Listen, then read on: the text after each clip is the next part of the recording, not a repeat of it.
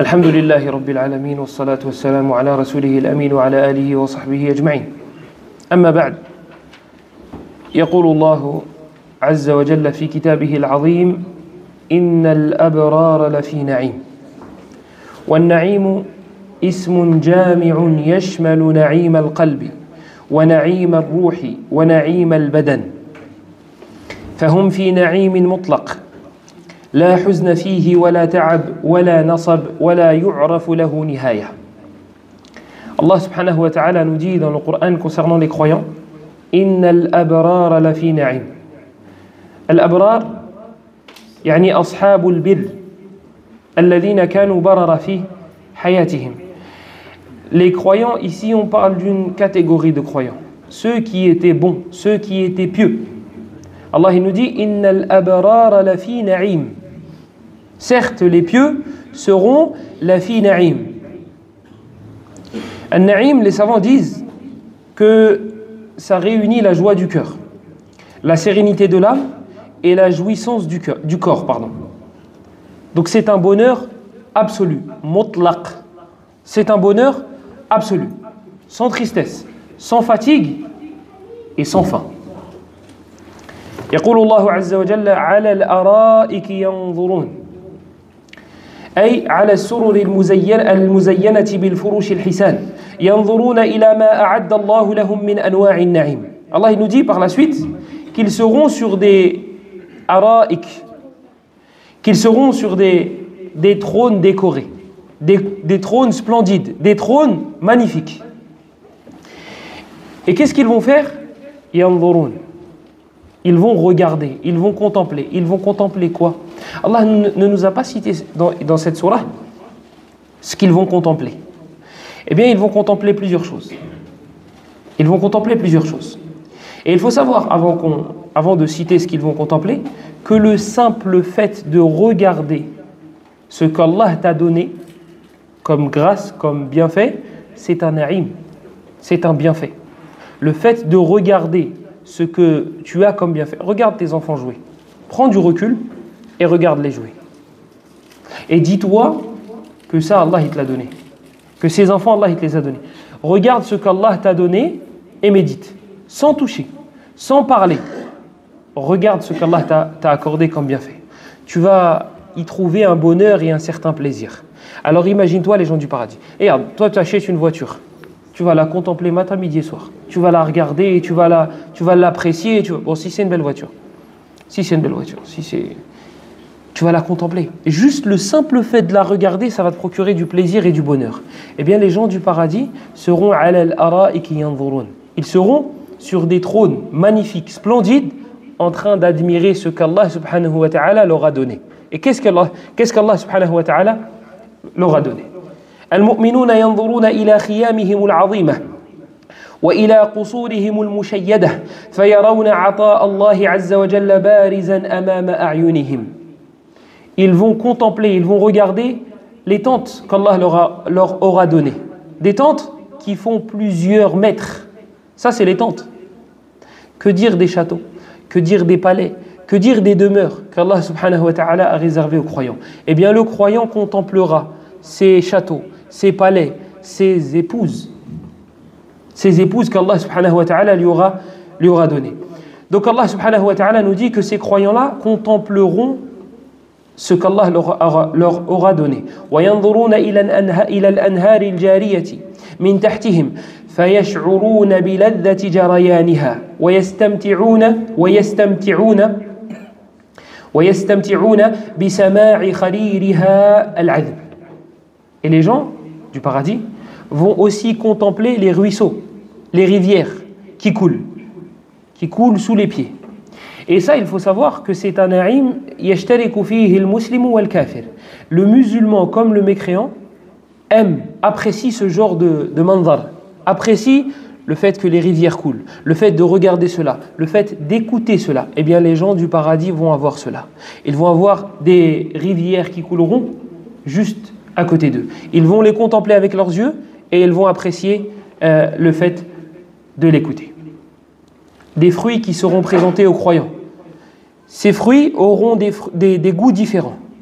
Ils se ressemblent dans le manzar, esthétiquement parlant, ils se ressemblent, mais le goût le goût n'est pas le même.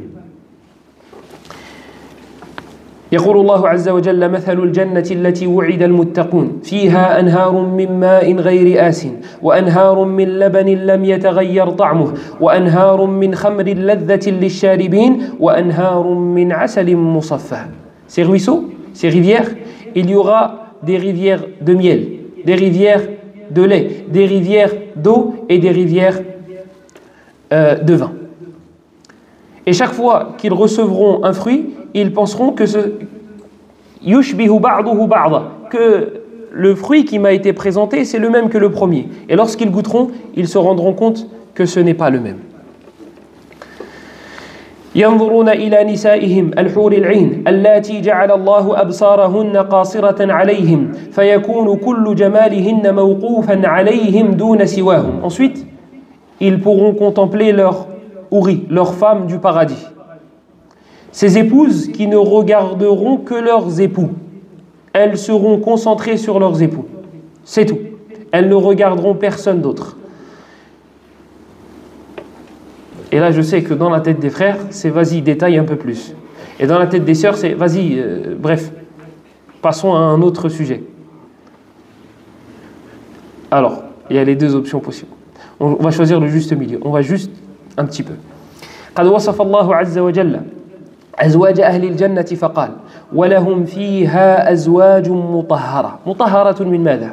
لم يذكر الله عز وجل ذلك في هذه الآية فهي مطهرة من كل أذى ومن كل إثم لا عيب فيهن. Allah subhanahu wa ta'ala, il nous dit qu'il a préparé pour les croyants des femmes pures au paradis. Mais pures de quoi? Purifiées de quoi? Eh bien, il ne nous l'a pas dit. Pourquoi? Pour nous faire comprendre qu'elles seront pures, purifiées de toute chose, de tout manquement. Elles n'auront aucun défaut, aucun manquement. Je m'arrête là. ومن معاني قوله تعالى على الأرائك ينظرون ما ذكره بعض المفسرين أن أهل الجنة ينظرون إلى عدوهم وهو يعذب في النار فيزدادون بذلك فرحا إلى فرحهم وسرورا إلى سرورهم فهذا نظر آخر يملأ قلوبهم طمأنينة ويظهر لهم عظمة ما أنعم الله به عليهم من النجاة والكرامة. Et les savants du tafsir ont parlé, certains d'entre eux, ont parlé d'un autre type de regard. على الأرائك ينظرون. Ils seront sur des trônes en train de regarder, de contempler. On a dit le paradis, et ce qu'il y a dedans, et tes châteaux, et tes palais, et tes épouses, etc. Certains mufassirin ont parlé d'un autre élément qui peut-être ne parlera pas à tout le monde, et qui procure du bonheur et du plaisir. Mais peut-être, comme je l'ai dit, ça ne parlera pas à tout le monde. C'est qu'ils verront les ennemis d'Allah en train d'être châtiés, et qu'ils prendront du plaisir à cela. نسأل الله أن ينصر إخواننا وأن ينتقم من الظالمين. Oui, on prendra du plaisir. On espère faire partie des gens du paradis et contempler ces personnes qui ont fait du mal à nos frères. وهناك ينظر المؤمنون أيضا إلى خدمهم الذين يحيطون بهم فكل ما في الجنة مسخر لهم. قال تعالى تعرف في وجوههم نضرة النعيم في وجوههم إشراقة النعيم وضياؤه ورونقه فإن توالي اللذة والسرور يكسب الوجه نورا وحسنا وبهجة لا يزول أثرها. Et ils verront aussi leurs serviteurs. Les croyants ont des serviteurs au paradis. Dès que les croyants voudront quelque chose, leurs serviteurs vont le rapporter rapidement. Et tu verras sur leur visage, aux croyants, de la splendeur. Pourquoi? Parce qu'une personne qui est souvent contente, qui se réjouit souvent, cela se voit à son visage. Tu vois à son visage qu'elle est heureuse, et à l'inverse, tu vois lorsqu'une personne est accablée par les problèmes. ثم يكون الختام الأرفع والأكمل النظر إلى وجه الله عز وجل.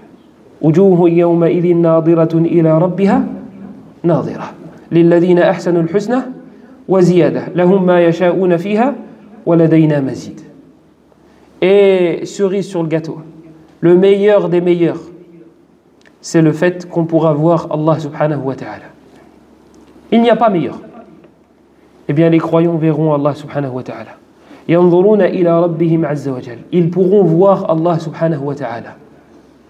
Et le nombre de fois où tu voudras regarder Allah dépendra, où tu pourras contempler Allah subhanahu wa ta'ala, dépendra de ton degré au paradis. Les gens ne seront pas égaux. Donc, voici la cerise sur le gâteau. Le fait de voir Allah subhanahu wa ta'ala, de voir sa face. Et regardez, le degré le plus bas du paradis. جاء في صحيح مسلم من حديث المغيرة بن شعبة رضي الله عنه أن النبي صلى الله عليه وسلم قال موسى يا رب ما أدنى أهل الجنة منزلة. انظروا إلى السؤال. موسى عليه السلام يسأل ربه ما أدنى أهل الجنة منزلة حتى يدرك أن كلهم في نعيم ولكن أدناهم ما منزلته. لعله عليه السلام لم يتوقع هذا الجواب.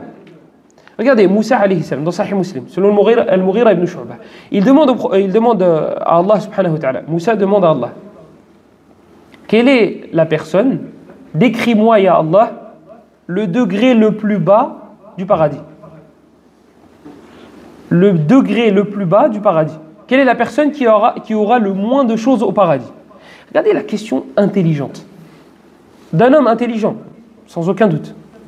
Quelle est la description d'une personne, quelle est la demeure qu'il aura au paradis? Ben Moussa alayhi salam, peut-être qu'il se dit le plus bas, comme ça, je vais pouvoir faire travailler mon imagination pour le reste des degrés. Mais peut-être que Moussa ne s'attendait pas à une réponse aussi étonnante.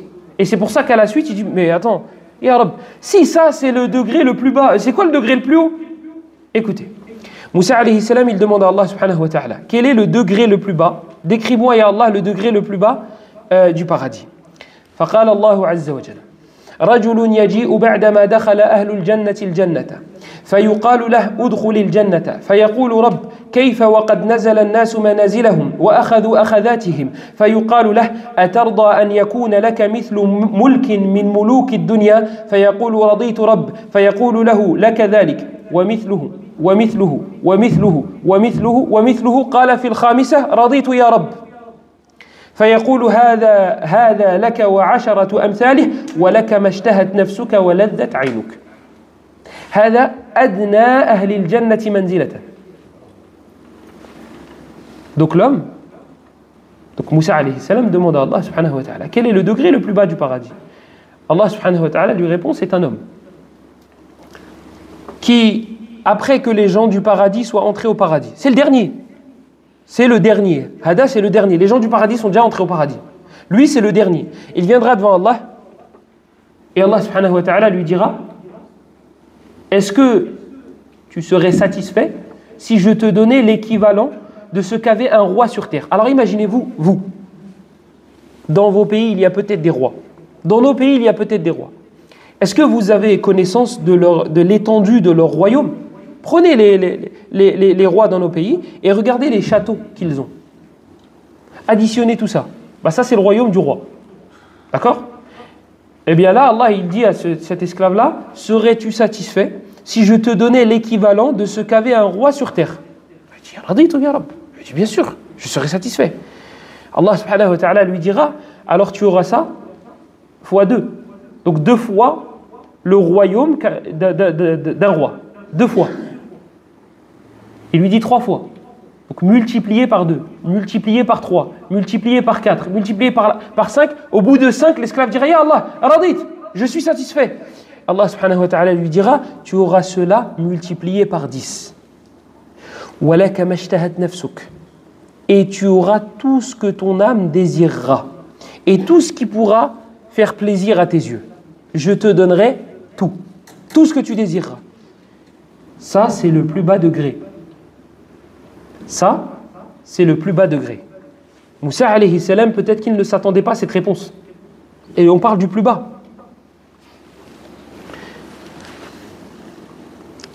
قال موسى فأعلاهم منزلة. Moussa alayhi salam, il entend ça, il dit Allah, si ça c'est le plus bas, alors le plus haut c'est quoi?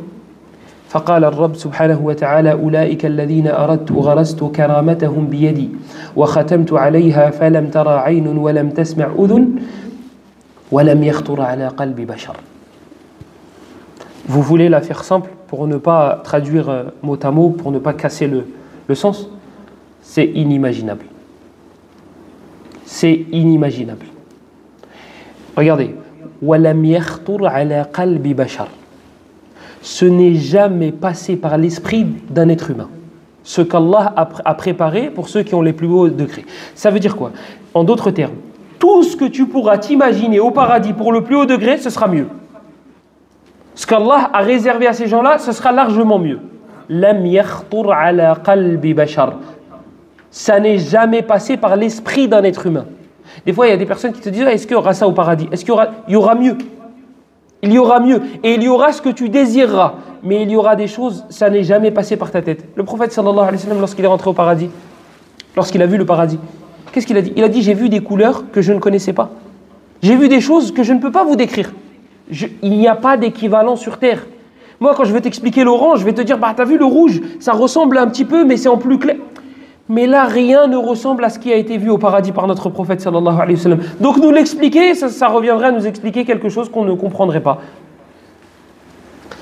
Et vous allez voir pourquoi je vous parle du paradis, alors que, en apparence, ce n'est pas le sujet. يقول الله عز وجل فلا تعلم نفس ما أخفي لهم من قرة أعين جزاء بما كانوا يعملون. Personne ne sait, personne ne peut s'imaginer ce qu'Allah subhanahu wa ta'ala a préparé. وها هنا هي القاعدة الأولى. القاعدة الأولى بعد أن ذكرنا ما ذكرنا يتضح لك أيها الأخ الكريم أن القاعدة الأولى إذا أردت أن تطمئن لقدر الله وأن تصبر على قدر الله وأن تكون في سعادة وتأتيك المصائب أن تعلم أن غايتك الجنة. من عرف ما يطلب هان عليه ما يبذل. هذه قاعدة خذها في حياتك بل أنت تعمل بها ولا تدري ولا تشعر. Voici la règle numéro 1. Si tu veux être apaisé face au destin, face aux catastrophes qui te touchent, face aux maladies qui peuvent te toucher ou aux maladies qui te touchent, ou aux décès de proches, ou aux catastrophes que tout le monde connaît, sache que ta destination c'est le paradis. Ton objectif c'est le paradis. Ton but c'est le paradis. Ta finalité, c'est cette demeure-là. Ici, c'est un tremplin. C'est un tremplin. Ce n'est pas Darul Maqar. Ce n'est pas l'endroit où tu vas rester. C'est juste un tremplin. Ta finalité, ton chemin final, lorsque tu regardes ta finalité, cela rend le chemin plus facile. Ibn al-Qayyim, rahimahullah, il donne une image. Il disait Man nadara ila rijlayhi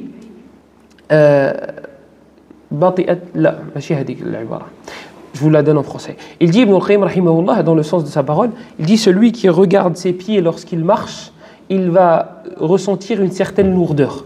Et celui qui regarde sa destination lorsqu'il marche, il va sentir une certaine rapidité. Regarde, toi tu dois aller à la gare, c'est à 15 minutes à pied. Si tu comptes le nombre de pas, ça va te paraître long. Si tu te dis, subhanallah, je vais arriver à la gare, je vais faire ça, je vais faire ça, je vais faire ça. Ces 15 minutes, elles ne vont pas changer, 15 minutes. Mais sauf que le deuxième, il s'imagine déjà à la gare. Lui, il regarde l'objectif. Il s'imagine déjà dedans. L'autre, il compte le nombre de pas. C'est un adab pour lui. Chaque pas, pour lui, c'est une montagne. Eh bien, c'est ça le croyant. C'est qu'il ne va pas regarder les pas. Il va regarder la destinée. Il va regarder la destination. Et les Arabes disaient Man arafa ma yatlub, hana alayhi ma yabdul. C'est celui qui connaît ce qu'il recherche, tout sacrifice lui paraîtra léger. Et j'ai dit en arabe qu'en vrai, on œuvrait tous avec cette règle. En s'en rendant compte ou bien sans s'en rendre compte. Je suis désolé, je suis obligé de parler de mariage. Lorsque tu tombes amoureux, et c'est elle et pas une autre, ou bien elle tombe amoureuse, et elle dit c'est lui et pas un autre, qu'est-ce qu'ils sont prêts à sacrifier? Bah tout. Si la belle famille demande une dot de 10 000 euros, il va chercher 10 000 euros. Il va tout faire. Miskin, même s'il n'a pas, il va le faire. Pourquoi? Parce qu'il est amoureux. Il est amoureux. Parce que lui, il sait que cette femme-là, enfin, il croit que cette femme-là mérite. Elle mérite pas, ça dépend. Ça dépend c'est laquelle. Lui, il a un objectif. C'est de se marier avec cette dame, avec cette sœur. Elle a un objectif, c'est de se marier avec ce frère. Toi, on te propose un Porsche Cayenne et on te dit 25 000 euros. Tu vas dire, c'est pas cher, mais tu les as pas les 25 000. Toi, tu touches 500 euros par mois. Mais comme tu sais, tu connais la valeur de cette voiture, tu sais très bien que 25 000 euros, c'est une affaire. Qu'est-ce que tu vas faire? Tu vas travailler, et travailler, matin, midi et soir. Tu vas faire des heures supplémentaires, parce que tu sais ce que tu veux. Tu sais ce qu'elle vaut, cette voiture. Tu sais qu'elle ne vaut pas 25 000. Donc tu te dis, là, c'est l'affaire du siècle. Le paradis, lorsque tu connais sa valeur, tu vas tout sacrifier. Tu vas patienter. Et lorsqu'une épreuve va te toucher, tu vas te dire, ça me rapproche ou ça m'éloigne du paradis? Toi, tu as une maladie. Tu te rappelles d'Allah, là, cette fois-ci. Là, tu l'évoques. Là, tu lui demandes. Bah, du coup, ça t'a rapproché ou ça t'a éloigné du paradis? Ça t'a rapproché. Donc, mon objectif final, là, je suis en train de m'en rapprocher, pas de m'éloigner. Limite. Je dis bien limite. Tu devrais te réjouir. Vous savez que certains pieux prédécesseurs pleuraient lorsqu'ils ne tombaient pas malades pendant un an?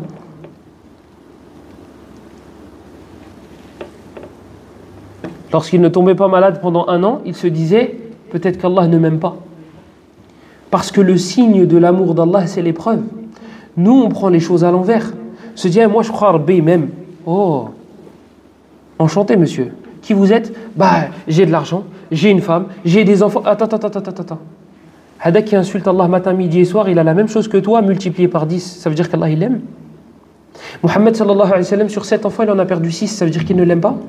Muhammad sallallahu alayhi wa sallam, il est mort endetté. Ça veut dire qu'Allah ne l'aimait pas. Le mi'yar, il est à l'envers là. Il y a un problème dans le thermomètre. Ce n'est pas le signe de l'amour d'Allah, le fait qu'il te donne des bienfaits. Tu n'as rien compris. Tu n'as rien compris. Wa inna Allah idha ahabba qawman ibtalahum. Et lorsqu'Allah aime quelqu'un, il l'éprouve. Man yuridillahu bihi, al-hadith fil Bukhari, man yuridillahu bihi khayran yusib minh ou yusab minh, riwayatan. Lorsqu'Allah aime quelqu'un, il fait en sorte que les épreuves le touchent. Il y a 7 enfants, il en a perdu 6, alayhi salatu wassalam. Ayoub, malade pendant 18 ans. Ibrahim qui doit égorger son fils. Où tu as lu que cette vie, le signe de l'amour d'Allah dans celle-ci, c'était qu'il te laisse tranquille et que tu n'aies pas d'épreuve. Tu n'as pas compris. Tu n'as rien compris. Tu n'as absolument rien compris. Et fais attention. Tu es peut-être en plein dans un stratagème. Peut-être qu'Allah, il est en train de t'envoyer des bienfaits pour à la fin t'attraper pour tes péchés. Et tu n'y vois que du feu. Ne te dis pas que l'afiyah, c'est un signe de l'amour d'Allah subhanahu wa ta'ala. Dans ce cas-là, aucun prophète n'aurait été touché par quelque chose de négatif. Si tu tombes malade, vous savez, je connais un frère. J'ai eu en consultation, c'est un reconverti. Sa mère, c'est une sorcière. Il s'est marié avec une sœur, elle lui a fait de la sorcellerie. Enfin, avec une sœur. Enfin, du coup, elle est sortie du... C'est plus une sœur, c'est une sorcière. Il s'est marié avec... il avait une maman sorcière, elle tirait les cartes. Et elle le détestait, lui en particulier, de tous ses enfants. Après cela, il s'est converti. Allah, il l'a guidé à l'islam. Il m'a dit, j'ai eu que des problèmes dans ma vie. Je n'avais que des problèmes. Il a dit, mais je me suis converti à l'islam, je ne sais pas comment. Sa mère le détestait. Sa mère tirait les cartes. Ce sont ses propos, hein, moi je ne connais pas sa mère. Il s'est marié, sa femme lui a fait de la sorcellerie. Il a voulu divorcer, elle l'a planté.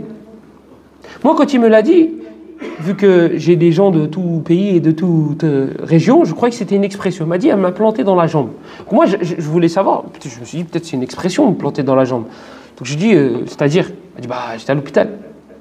Je dis, mais planter dans la jambe, ça veut dire quoi? Elle m'a dit, bah, un couteau dans la jambe. Je dis, t'as mis un couteau dans la jambe parce que t'as voulu divorcer alors qu'elle t'a ensorcelé. Il m'a dit, oui, c'est exactement ça. Il s'est remarié, il a redivorcé. Il s'est marié avec une deuxième, il a redivorcé. Il m'a dit, Akhi, j'ai été en hôpital psychiatrique et j'ai tenté de me suicider. Il m'a dit, pour moi, Allah ne m'aime pas. Et il s'est effondré en larmes. Oui, je lui ai dit ce que je viens de vous dire. Que le signe de l'amour d'Allah, ce n'est pas les bienfaits en abondance. Non, ce sont les épreuves. Ce sont les épreuves. Mais le problème, il est dans comment on voit ces épreuves et comment on réagit face à ces épreuves. Je lui ai donné un programme, je lui ai parlé, etc. Ce frère-là va plus que bien aujourd'hui. Ce frère-là, il est une cause pour la guérison des gens à l'heure actuelle. Il fait ruqya à des gens. Il s'est lancé dans la ruqya. Ce frère-là a été la cause pour que plusieurs personnes guérissent. Moi, quand je l'ai eu au téléphone, je j'avais l'impression que c'était plus la même personne. Une gaieté, une subhanallah al-azim. Parce qu'on n'a pas compris une chose. Nous sommes à l'image des enfants. Notre nefs, notre âme, même si on a l'air grand en apparence, nous sommes comme les enfants. Notre nefs, il est comme les enfants. Un enfant, qu'est-ce qui se passe? Tu lui enlèves quelque chose, il pleure. Et il te suit. Tu vois, ta fille, elle ne veut pas te faire de bisous, tu lui prends ce qu'elle aime, et elle te suit, et tu lui dis, tu as bisou ou pas bisou? Elle te le fait. Et tu lui rends son objet. Le nefs de l'être humain, il est comme ça. Il a tout. Allah lui enlève une chose. Hop, retour vers Allah. Il suit le bienfait, ya Allah, s'il te plaît, ya Allah, rends-moi la santé, ya Allah, guéris ma mère, ya Allah. Voilà, tu es un enfant. Ton nefs est comme un enfant. Dès que tu lui enlèves quelque chose, il pleure. Ya Allah, donne-moi, ya Allah, donne-moi. Mais c'est pour ton bien du coup, puisque c'est pour revenir vers Allah. L'épreuve qui t'a touché là, si elle ne t'avait pas touché, tu serais revenu vers Allah. Quand Allah te donne des choses, ton alhamdulillah là qui sort de ta bouche, c'est la même intensité, la même véracité, la même sincérité que lorsqu'une épreuve touche ta maman? C'est pas la même véracité. Là, tu vas en soujoud, là, tu fais tes prières à l'heure, là, tu vas à la mosquée. Même le fajr, il est là. Pourquoi? Il y a une épreuve. Voilà, c'est l'objectif d'une épreuve. C'est pour que tu reviennes. ظهر الفساد في البر والبحر بما كسبت أيدي الناس ليذيقهم بعض الذي عملوا لعلهم يرجعون. Le trouble, le désordre est apparu sur terre. Allah il dit, le trouble et le désordre est apparu sur terre. Pourquoi? À cause de ce que les mains des gens ont fait. À cause des péchés des gens. Mais qu'est-ce qu'Allah dit à la fin? Peut-être qu'ils vont revenir. Tu reçois une catastrophe, peut-être que tu vas revenir vers Allah. C'est un réveil. C'est attention, avant que ce soit trop tard. Donc la première règle, c'est de savoir que ta demeure, ce n'est pas celle-là. Celle-là, c'est un tremplin pour ton objectif principal. فإذا عرفت أن الجنة هي المأوى وأنها دار القرار دار الصابرين دار المتقين فلا بد لك من الصبر. Lorsque tu sais que le paradis, c'est la demeure des patients, la demeure des croyants, la demeure, tu vas te faire tester. Tu sais très bien qu'il va falloir que tu patientes face à certaines difficultés.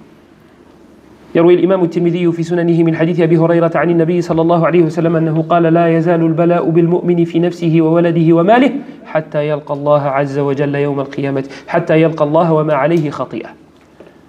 Le prophète sallallahu alayhi wa sallam nous dit, l'épreuve ne cessera de toucher le croyant dans son nefs, dans lui-même, dans ses enfants, dans ses biens, dans sa famille, jusqu'à ce qu'il rencontre Allah sans aucun péché. C'est une purification, si tu patientes. Si tu patientes. Amma si à chaque fois que tu as une catastrophe, tu insultes, ou bien tu dis des mots déplacés, et après tu dis, bon, de toute façon c'est une épreuve, alhamdulillah. Khoya, stop. Innama as-sabru 'inda as-sadmati al-ula. T'es pas patient. Éliminé. La patience, c'est lors du premier choc. Le prophète sallallahu alayhi wa sallam nous dit. Et le hadith est dans Sahih. Lorsque le prophète sallallahu alayhi wa sallam est passé près d'une femme qui était en train de pleurer parce qu'elle avait perdu un enfant. Un de ses enfants à elle. Un de ses enfants est décédé. Le prophète sallallahu alayhi wa sallam passe et lui dit Ittaqillah wasbiri. Crains Allah et patiente. Il lui a dit gentiment. Mais sauf qu'elle ne savait pas que c'était le prophète. Donc elle lui a dit Ilayka anni. Innaka lam tusab bi musibati. Elle dit laisse-moi tranquille. La femme, elle dit ça au prophète. Elle dit laisse-moi tranquille. Elle dit tu n'as pas été touché par ce par quoi j'ai été touché. Tu sais pas c'est quoi mon épreuve à moi. Si elle savait. C'est pas seulement le prophète ça là. C'est pas juste le prophète. Il a goûté à ça. Multiplié par 6. En bas âge et des adultes. Il a perdu des enfants petits, les garçons, et il a perdu ses filles grandes. 6 sur 7. Wallahi, pour ceux qui ont des enfants. Ils savent c'est quoi. Ils savent c'est quoi un morceau de chair à la maison. Et on te dit tu l'enterres. 6 sur 7. 6 enfants enterrés sur 7. Et elle lui a dit tu ne sais pas par quoi j'ai été touché. Le prophète il n'a rien dit. Pourquoi il n'a rien dit?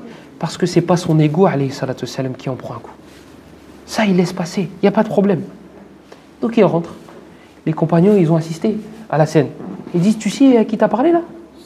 C'est le messager d'Allah sallallahu alayhi wa sallam. Elle dit je ne savais pas moi. Donc elle rentre et elle ne trouve aucun garde, rien du tout. Un homme modeste, Muhammad sallallahu alayhi wa sallam. Des fois les bédouins ils rentrent dans la mosquée, ils disent hey, Aïna Muhammad, comme ça. Et il disait c'est lui là-bas.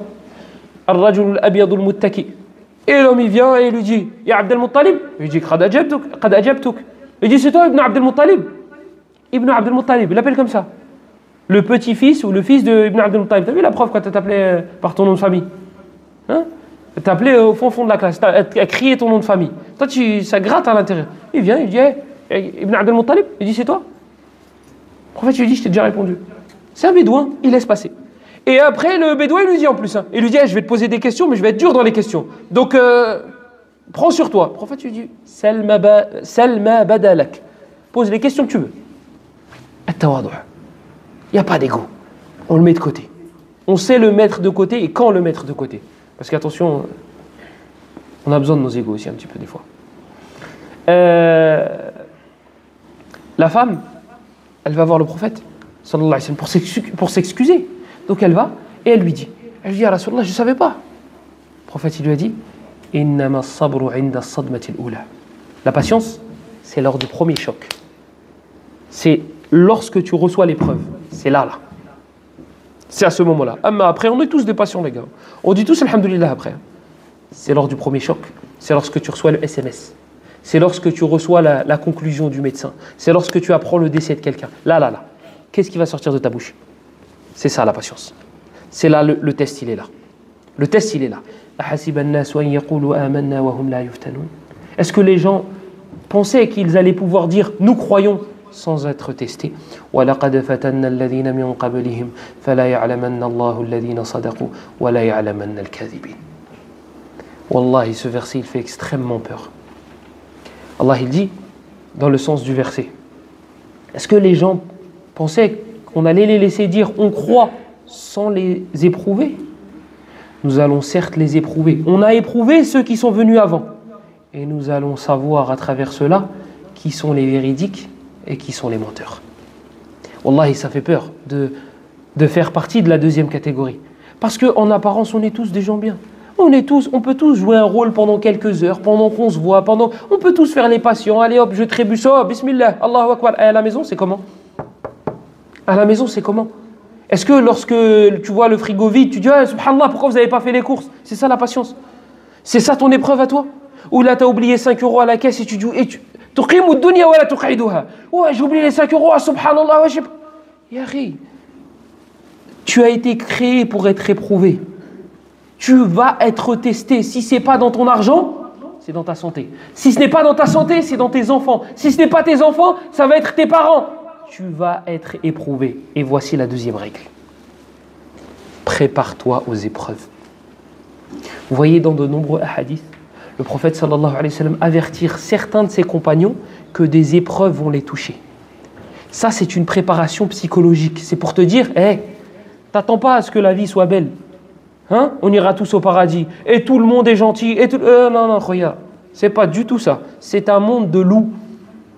C'est un monde rempli de pièges. Il y a des épreuves qui peuvent sortir de partout. Mais le problème, il n'est pas là. Il est dans ta façon de voir les épreuves. Parce que si tu te dis que c'est un bien, comme c'est venu dans le hadith de Suhayb dans Sahih Muslim, Ajaban li amri al-mu'min. L'affaire du croyant est étonnante. Ajaban li amri al-mu'min, inna amrahu kullahu khayr. In asabathu sarra, shakara fakana khayran lah. Wa in asabathu darra, sabara fakana khayran lah. Le problème, il est dans notre façon de voir les événements qui nous touchent. Les catastrophes qui nous touchent. Parce que si tu œuvres avec la parole du prophète sallallahu alayhi wa sallam, dans le fait que chaque chose qui va te toucher sera un bien pour toi, là, normalement, tu vas être apaisé. Si tu es touché par quelque chose de positif, tu patientes, afwan, tu remercies Allah, c'est un bien pour toi. Quelque chose de bien te touche, tu remercies Allah, c'est un bien pour toi. Quelque chose de négatif en apparence te touche. Tu patientes face à l'épreuve, Allah te récompense. Donc en fait, si tu es touché par quelque chose de négatif en apparence, c'est un bien. Si tu es touché par quelque chose, par un bienfait, c'est un bien. Donc c'est juste une question de point de vue. Revenons à la deuxième règle.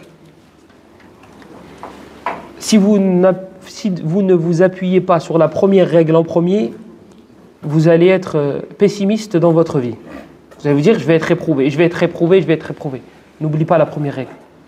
Ton objectif, c'est le paradis. Donc quand quelque chose de négatif te touche, c'est une récompense. Tu t'es cogné, ça fait mal, pauvre monsieur. C'est une récompense si tu patientes. C'est une récompense si tu patientes. Voilà ton épreuve. Certains parmi les compagnons se faisaient découper membre par membre. Ils ont patienté. Toi, tu t'es cogné l'orteil sur le meuble. Voilà ton épreuve. Et tu as oublié 5 € à la caisse. C'est ton épreuve. Patiente. C'est en fonction de ton degré de foi. Tu patientes, c'est un bien pour toi. C'est un bien pour toi. Allah va te récompenser par ta patience. Taïb. Donc la deuxième règle, c'est quoi? C'est de te préparer. De te dire, de connaître la réalité de ce bas monde. Parce que lorsque tu crois que tout est positif et tout va bien et tout ira bien, eh bien c'est là que, vous voyez, en sport de combat, ils disent les coups qui font le plus mal, c'est ceux que tu ne vois pas venir. C'est la même chose.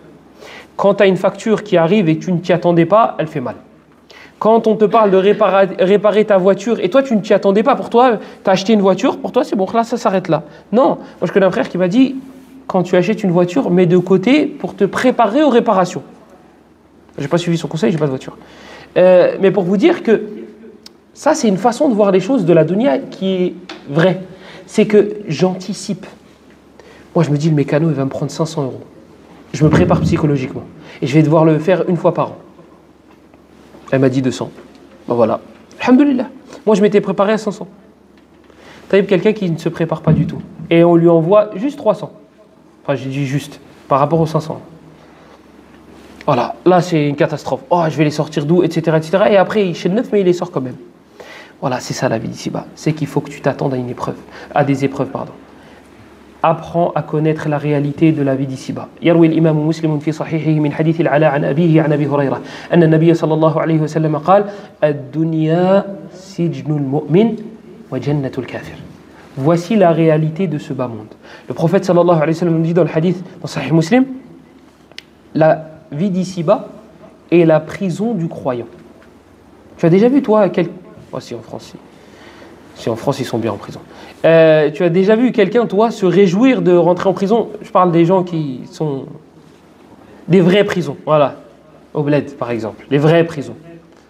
Non, il ne se réjouit pas. Il est, normalement, frustré. Il n'est pas libre, il ne peut pas faire ce qu'il veut. Le croyant, c'est son état dans la vie d'ici-bas. Ça, c'est haram. Ça ne touche pas. Cette affaire, elle est ambiguë, ne touche pas.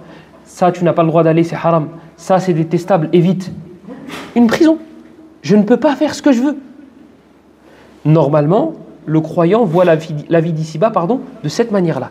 Lorsque tu sais que c'est une prison pour le croyant, normalement, tu t'attends à certaines restrictions. Tu t'attends à ne pas pouvoir profiter de tout. Parce que tu sais que c'est une prison pour toi.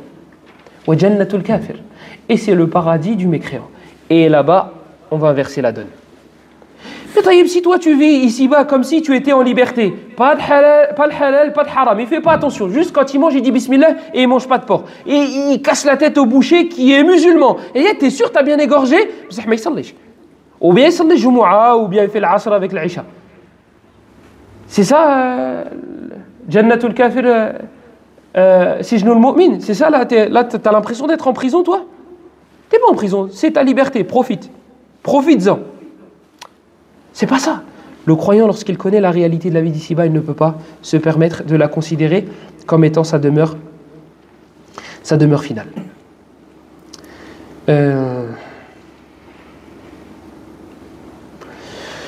Astaghfirullah.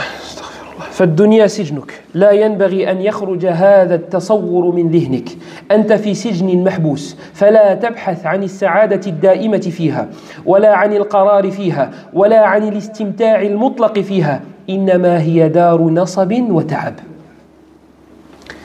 Donc ce que tu dois comprendre par rapport à la vie d'ici-bas, c'est que c'est une demeure où tu dois te fatiguer dans l'adoration d'Allah. Te fatiguer pour atteindre tes objectifs dans l'au-delà. Te fatiguer pour pouvoir être bien là-bas. Parce que, vous savez, il y a une phrase d'une personne âgée qui m'a marqué. J'étais jeune. Et je suis encore jeune. Mais j'étais encore plus jeune. Et ça faisait pas longtemps que j'avais commencé Khutbah al-Jumu'ah. Et je faisais une fois sur deux. Je voulais pas faire toutes les semaines. Et du coup, le deuxième vendredi, c'était pas moi. Et il y a une personne âgée qui m'a attrapé et qui m'a dit, Yes, pourquoi c'est pas toi qui as fait? Il a dit, je me repose une semaine sur deux. Il m'a dit, le repos, c'est pas ici. Vous savez, la phrase, elle m'a percuté. Comment il me l'a dit? Comment il a sorti la phrase? Il m'a dit, le repos, c'est pas ici. Et ça m'a fait penser à une phrase d'un de nos savants contemporains, Abdulaziz ibn Abdullah ibn Baz, rahmatullahi alayhi rahmatan wasi'a, ذاك الإمام. Il dormait 4 heures par nuit. Oui, c'est possible. C'est possible. Quand tu as des objectifs en tête, c'est possible. Et les médecins, ils te disent, non, il ne faut pas dormir 4 heures, il faut dormir 7 heures ou 8 heures. Demande-lui à lui s'il dormait 7 heures, 8 heures quand il faisait ses études. S'il dormait 7 heures, 8 heures pendant ses études, il ne serait pas devenu médecin. Pourquoi? Parce que lui, il a un objectif. Il avait un objectif, c'était de devenir médecin. Il savait qu'il allait devoir faire des sacrifices. Donc, il dormait moins. Hadouk, c'est des gens qui avaient justement des objectifs, qui avaient ham al-akhira. Nahsabuhum kadhalik wallahu hasibuhum. Il dormait 4 heures par nuit. Et vous savez que Cheikh Ibn Baz, rahimahullah, il est mort assez âgé. Hein, il avait dépassé les 90 ans. Rahmatullahi alayhi. Et à la fin de sa vie, il était très malade. Il était touché par un cancer. Nasallallahu lana wa lakum as-salama. Qu'Allah nous en préserve ainsi que nos proches. Et il faisait des allers-retours dans les hôpitaux. Et après un retour à l'hôpital, avec difficulté, il rentrait à la maison. Il était aveugle, rahimahullah ta'ala. Et lui, toutes les nuits, il faisait qiyam al-layl. Prière de la nuit. Pour eux, c'est normal. Ça, c'est le musulman normal pour eux. Son épouse, une de ses épouses, parce qu'il en avait plusieurs, son épouse a décalé le réveil pour qu'il puisse se reposer un peu. Mais attends, hein, reposer, c'est pas il se lève pas. Hein. Non, il va à la mosquée. Non, se reposer pour eux, c'est 5 heures, 6 heures, il dort, c'est baraka. Elle a décalé le réveil un petit peu. Sauf que lui, il a l'habitude de se réveiller à la même heure chaque nuit. Sauf qu'il n'a pas entendu le réveil. Donc il se réveille étonné. Et il dit, ça n'a pas sonné. Elle dit, Cheikh, je reviens de l'hôpital. T'es fatigué. Je voulais que tu te reposes un peu. Il dit, subhanallah, le repos, c'est pas ici. Le repos, c'est pas ici. Mais t'as quel âge? Et tu sors d'où? De l'hôpital. Et pour lui, ça n'a pas été une excuse valable pour laisser qiyam al-layl. Et on parle de qiyam al-layl, hein. On parle de la prière de la nuit, on ne parle pas d'une farida, on ne parle pas d'une prière obligatoire, on parle de la prière de la nuit. On parle d'une personne qui a 80-90 ans à ce moment-là, qui est touchée par une maladie. C'est pour que tu saches, mon frère, que lorsque l'âme est éduquée, ça y est, le corps ne peut qu'obéir. Et ne me parle pas de « ouais, mais il a besoin de dormir, je ne sais pas quoi ». On ne parle plus d'êtres humains normaux.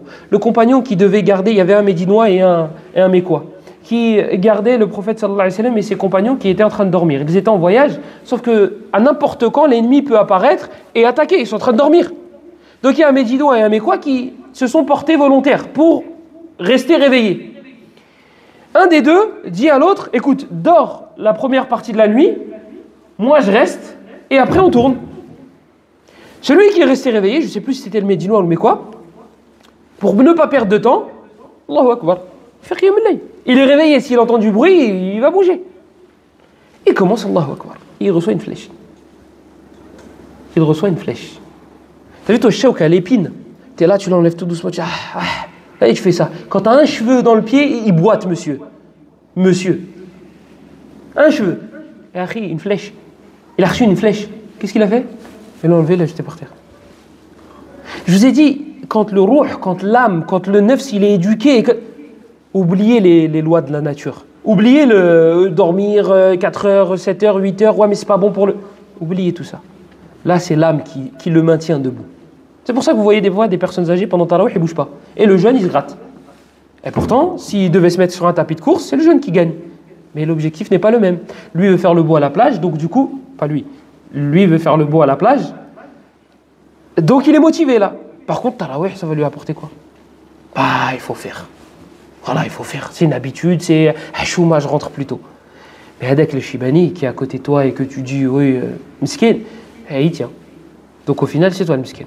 Parce que courir sur un tapis, ça ne va pas te mener au paradis au bout du... Il ne faut pas courir pour aller au paradis. Il reçoit une deuxième flèche. Il l'enlève, il la jette par terre. Une troisième, il l'enlève et il la jette par terre. Là, il se dit, le problème, c'est que je risque de mourir et les musulmans, il faut les réveiller. Regardez, lui, il ne s'inquiète pas pour sa propre personne. Il s'inquiète pour les musulmans. tu sais, j'ai une responsabilité, du coup. Donc il finit la prière et il réveille l'autre. L'autre, il se réveille et il voit un bain de sang. Il dit, qu'est-ce qui s'est passé? Il dit, j'ai reçu des flèches pendant que j'étais en train de prier. Il dit, pourquoi tu ne m'as pas réveillé? Il lui a dit, j'étais en train de lire une sourate et je ne voulais pas m'arrêter. Je voulais clôturer la sourate. Je ne voulais pas m'arrêter en plein milieu de la sourate. Regarde, ça c'est son ruh c'est son ruh qui a été éduqué, c'est son nefs qui a été éduqué. Et donc du coup le corps, on oublie. On oublie. J'étais en train de réciter une sourate, je ne voulais pas la couper. Je ne voulais pas l'arrêter. Ya akhi, anta ma'zour, t'es excusé. C'est des flèches, subhanallah. On n'est pas en train de parler de petites épines, on parle de flèches. L'autre, il s'est réveillé, il voit un bain de sang. Il lui dit, oh, mais j'étais en train de réciter une sourate, je ne voulais pas l'arrêter. Je ne voulais pas l'arrêter. Quand Al-Rabi' ibn Khuthaym, rahimahullah ta'ala, il commençait à agoniser, sa fille a commencé à pleurer. Il a dit, pourquoi tu pleures? Il a dit, Wallahi, ma fille, j'ai fini le Coran dans ce coin-là 4000 fois. Dans ce coin, dans cette chambre, 4000 fois. C'est quoi dans sa vie à lui? Dans sa vie de tous les jours, 4000 fois. Je vous ai dit, ils étaient dans un autre monde. C'est pour ça que nous, lorsqu'on fait des comparatifs, on dit, mais non, mais c'est pas possible. Mais c'est pas possible pour toi. C'est pas possible pour toi parce que tu n'as pas le même cardio qu'eux.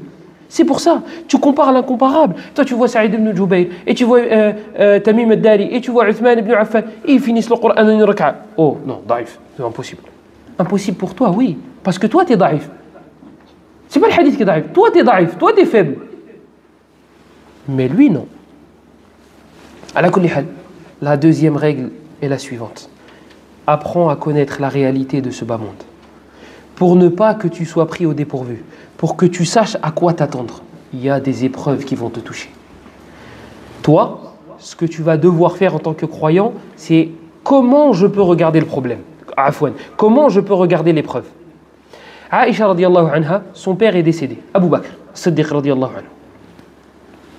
Qui s'appelle Abu Bakr Siddiq, comment il s'appelle? Abu Bakr, c'est une kunya. Abdullah ibn Abi Quhafa. Si on fait un assemblage, il y a la réponse. Abdullah ibn Abi Quhafa radiyallahu anhu. Radiyallahu anhu, son père il s'est converti aussi. Son père est décédé. C'est touchant. C'est mon père, il est mort. Toi, tu viens et t'insultes mon père. Donc, on va la faire avec tu. Ton père décède, quelqu'un vient et il insulte ton père. Quoi? Mais t'es un ouf. Comment tu parles de mon père? Aïcha, c'est pas comme ça qu'elle a réagi. Aïcha, lorsqu'ils lui ont dit qu'Abu Bakr et Omar se faisaient insulter, elle a dit, mais c'est simple. Allah refuse de couper leur récompense. Allah veut continuer à leur donner des hasanats. Tu les insultes, vous les insultez, Abu Bakr et Omar, c'est des hasanats en plus. Vous voyez? Elle n'a pas pu changer le problème. Le problème, il est là. Mais elle a changé sa vision des choses. C'est l'histoire du verre à moitié vide et à moitié rempli. C'est une histoire de point de vue, de regard. Comment je vais voir cette épreuve qui m'a touché?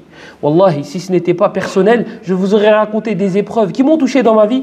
Wallahi, elles ont été plus que bénéfiques. Rien n'a été plus bénéfique que les épreuves qui m'ont touché.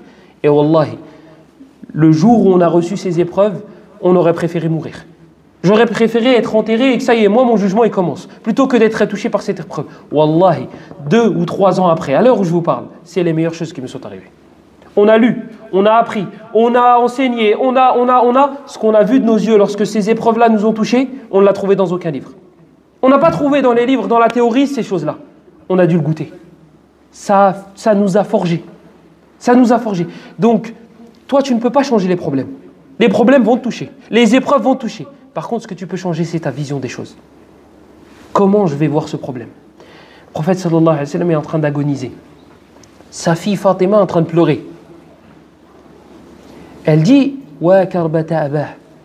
Qu'est-ce que c'est difficile de voir mon père en train d'agoniser. C'est difficile, les affres de la mort. Il est en train d'y goûter, alayhi salatu wassalam. Et regardez comment il voit les choses. Le prophète sallallahu alayhi wa sallam, il dit il n'y aura plus de difficultés après aujourd'hui. L'épreuve, elle est là. Il ne peut pas l'enlever. Il ne peut pas la changer. Par contre, ce qui peut changer, c'est la vision des choses.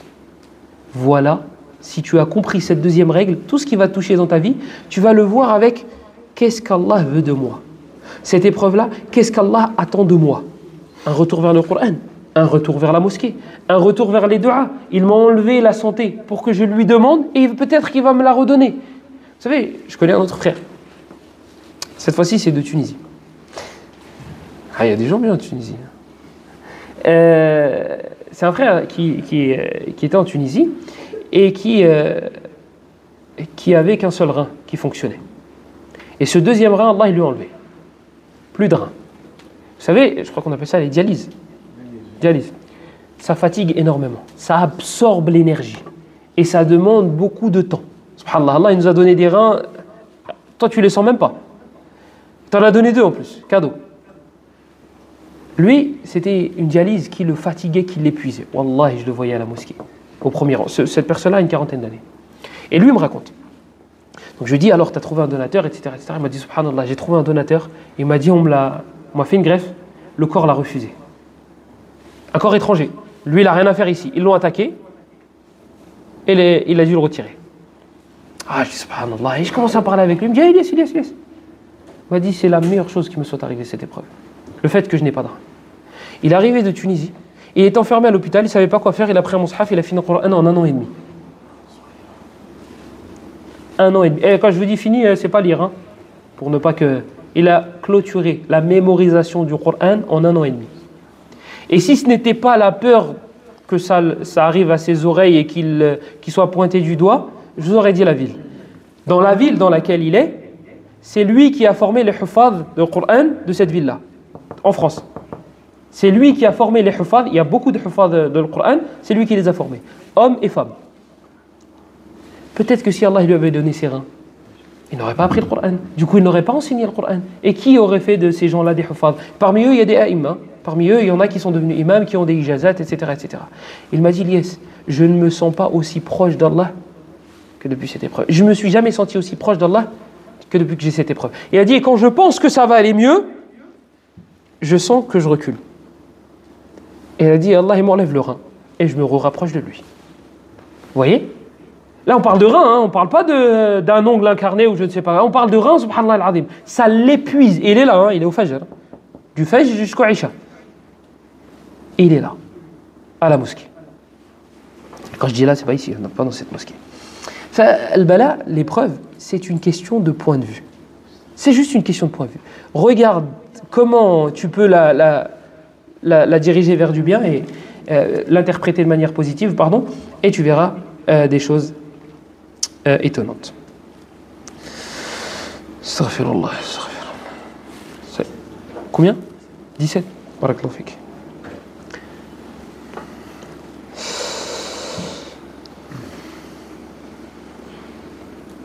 Non. Il y a je ne sais pas comment appeler cela, un proverbe. Ils disent on se prépare au pire, mais on s'attend au mieux. Mais on espère le meilleur, pardon. Mais on espère le meilleur. Parce qu'en fait, via cette deuxième règle, moi j'ai peur, je crains qu'on devienne pessimiste et qu'on se dise ah, je vais être touché par des catastrophes, etc. Oui, tu peux être touché par des catastrophes. Al-mu'minu yas'alu salamata wal afiyah, li'anna al-afiyata la ta'diluha shay. Le croyant, il demande à chaque fois d'être épargné des épreuves. N'allez pas tenter le diable, sans mauvais jeu de mots, n'allez pas faire les fous et demandez à Allah des épreuves si vous n'en avez pas. Vous en avez, vous en aurez. Croyez-moi. Et le fait d'être baigné dans les bienfaits, c'est une épreuve. C'est une épreuve. Pourquoi? Parce que lorsqu'on t'enrichit, lorsqu'on te donne la bonne santé, lorsqu'on te donne, il y a une adoration qui va avec, qui est le remerciement, la reconnaissance, le shukr. Tu es éprouvé du coup. On attend de toi quelque chose. Tu as des comptes à rendre. Vous allez être questionné sur les bienfaits. Donc ne crois pas que, je ne sais plus si c'est Abdurrahman ibn Auf qui disait, ou un autre, radiyallahu anhu jami'an, il disait ibtulina fi shidda fa sabarna wa ibtulina fi raha falam nashkur. Il disait on a été éprouvé dans la difficulté et on a su patienter. Pourquoi on a su patienter? Parce qu'on sait que c'est une épreuve.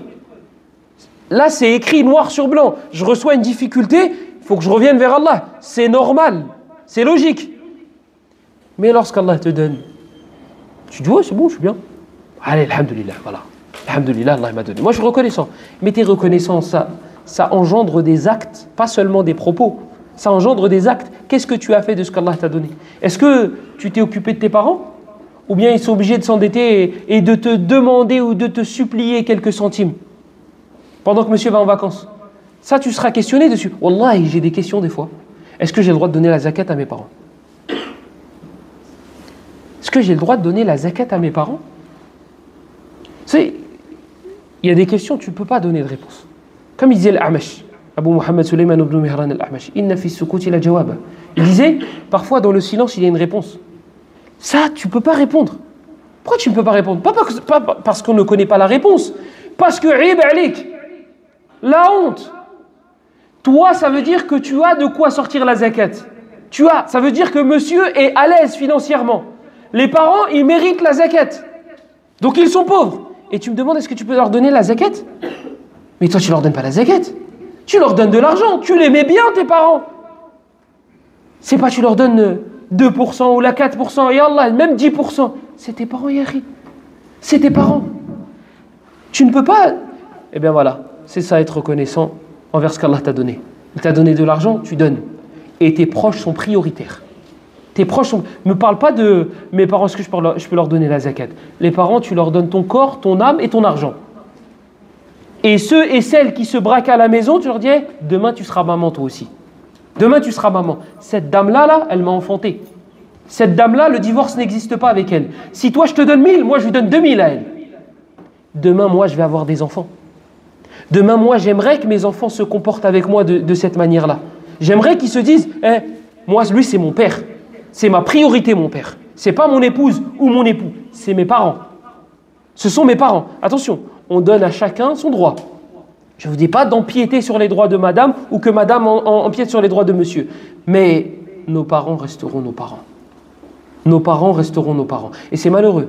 Et j'ai des reproches de la part de certaines de mes sœurs. Et comme j'aime beaucoup faire l'inverse de ce qu'on me dit de faire, ben, je le fais toujours. On me dit d'arrêter d'insister sur les mamans.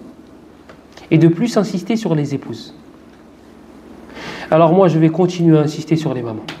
Vous savez pourquoi? Parce que vous n'avez pas écho de ce qui se dit dans les couples. Vous n'avez pas écho de ce qui se fait dans les couples. Moi, j'ai déjà eu un frère en apparence, qui m'a dit, j'ai mis ma mère à la rue. Pourquoi? Parce que ma femme s'est embrouillée avec elle, et elle m'a dit c'est elle ou moi. Donc j'ai mis ma mère à la rue, qu'est-ce que t'en penses? Voilà. Moi, des retours comme ça, j'en ai. Vous voulez que je fasse un rappel pour dire aux gens, hey, soyez bons envers vos épouses. Et vos mères, bah, soyez bons aussi. Mais surtout les épouses. Non, quand tu as des retours comme ça, tu es obligé de constater et de le dire haut et fort. Ceux qui ne font ça ne sont pas des hommes. Sarahatan. Et moi, cette personne-là, je lui dis. Je lui dis, pour moi, tu n'es pas un homme. Je dis, non, mais il y avait des circonstances, elle est enceinte. Tu n'es pas un homme. Même s'il était enceinte de 10 personnes en même temps, et que les hormones lui ont transformé le cerveau, etc., tu n'es pas un homme. Tu n'es pas un homme. Pour moi, ça s'arrête là. On peut discuter, si tu as en tant que sœur une question, il n'y a pas de problème. Ton époux, peut-être que... Voilà, parce que c'est l'époux, du coup, l'autre. Mets ta mère dehors, c'est l'époux qui décide au foyer et qui dit qui rentre, qui sort. Donc, j'insiste sur les mamans. J'insiste sur les papas. Tant que vous les avez encore, dépensez pour eux. Soyez reconnaissants. Anishkurli wali walidayk. Soyez reconnaissants envers moi, Allah il dit. Et envers vos parents. En leur rendant une partie de leur ma'rouf. Vous connaissez tous, nos mamans nous l'ont répété matin, midi et soir. Hadith de Abdullah ibn Umar, lorsqu'un homme a mis sa mère sur ses épaules et qu'il a commencé à faire tawaf avec. Il a dit, je suis venu de tel pays avec. Est-ce que je lui ai rendu son droit? Il a dit, mais non. Elle dit, même pas un souffle, un soupir. Quand elle t'enfantait, tu lui as pas rendu. Et toi, tu crois que... Et en plus, elle a fait ça par amour. Toi, fais ça par responsabilité. Tu t'es dit, je dois le faire. Vous êtes incomparable. Vous êtes incomparable. Il ne faut pas qu'on se rende compte de la valeur d'une chose que lorsqu'on nous l'enlève. Il ne faut pas qu'on commence à regretter une fois que nos parents seront enterrés. Si ce n'est pas déjà trop tard. Donc, lorsqu'on veut être reconnaissant, les premières personnes qu'on vise, ce sont les personnes les plus proches.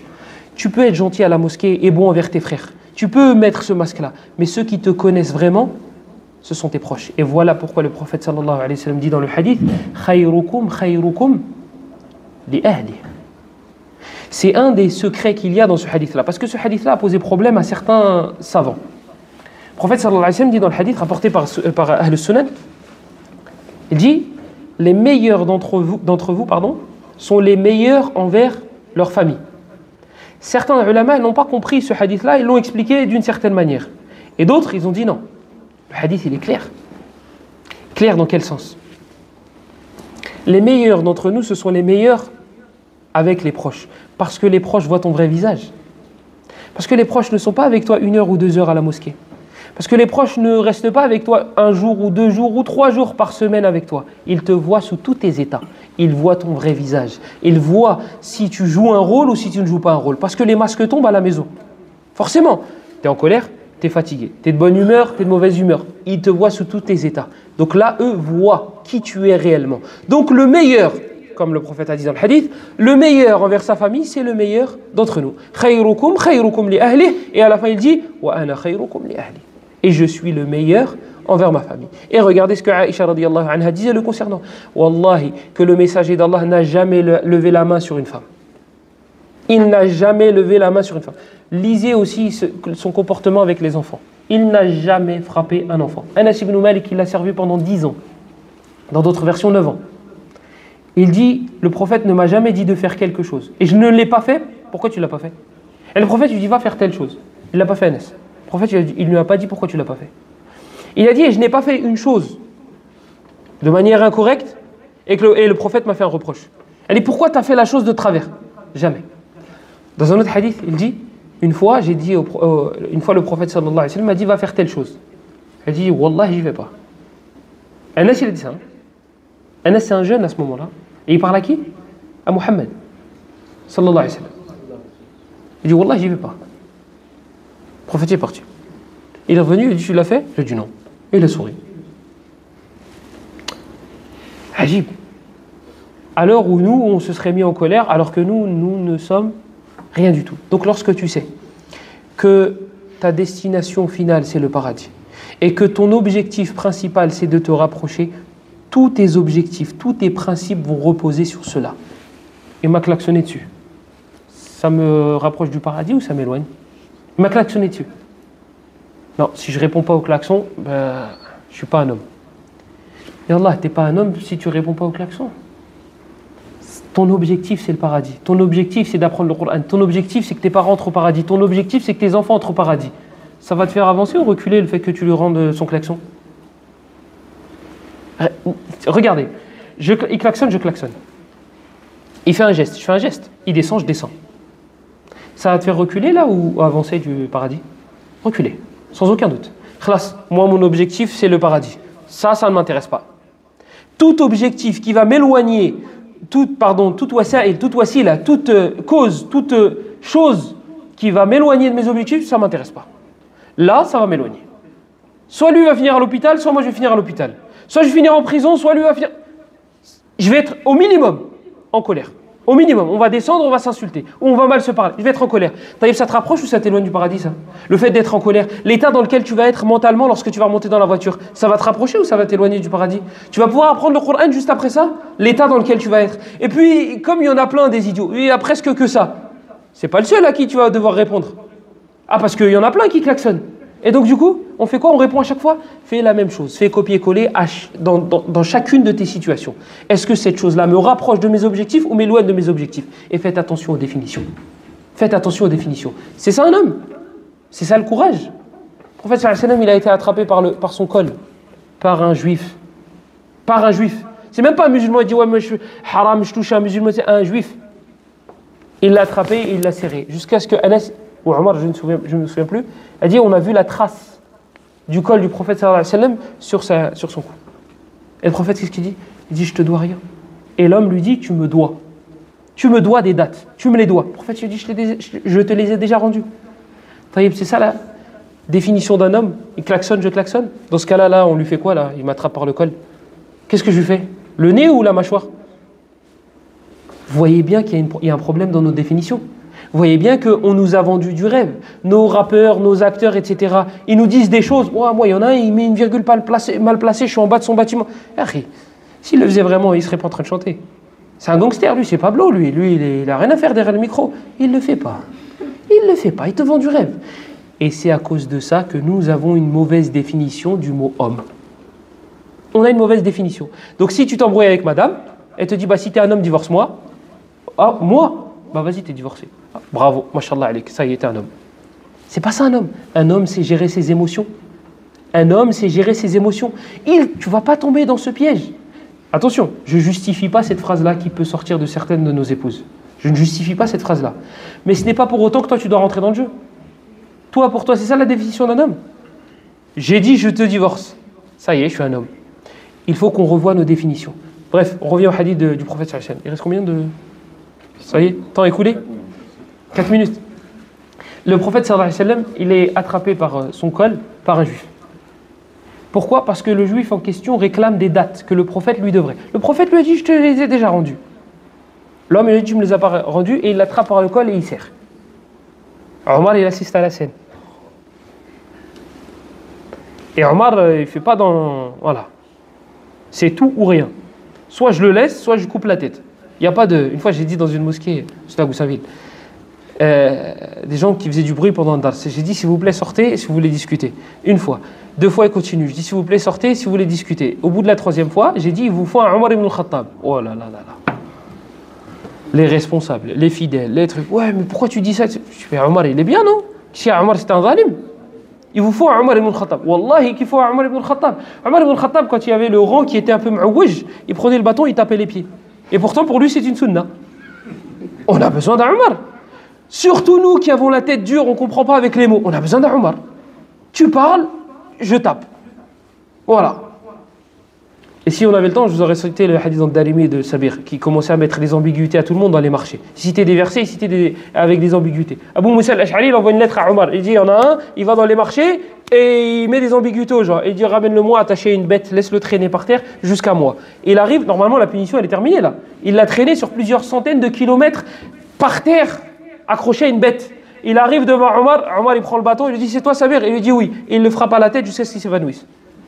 Il se réveille et il voit Omar avec un bâton. Je vous imagine la taille, imaginez la taille de Omar. Il le voit comme ça, debout avec un bâton et il le refrappe. Il s'évanouit. Sabir, la 2e fois, quand il se lève, il dit Amir al-Mu'minin, ça y est, j'ai compris.